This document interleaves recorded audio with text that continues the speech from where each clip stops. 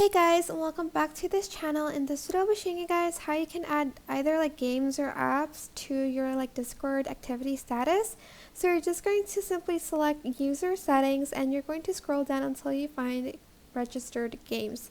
So I have these registered games added, but if you're not seeing your game, just like add it here and select the game that you want to add. You can even add in like other apps like CapCut for instance and select add game.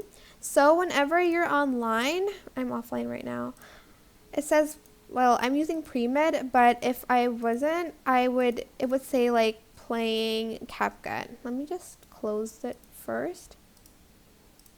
As you can see, it says playing CapCut on the activity status.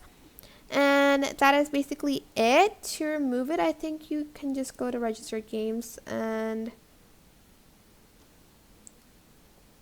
delete it here. But that's it. I hope this tutorial was helpful for you guys. Don't forget to like, comment, share, and also subscribe to this channel if you haven't done that already. If you have any questions, just leave it in the comment section down below and I'll try my best to answer them all for you guys. Thank you so much for watching. Bye!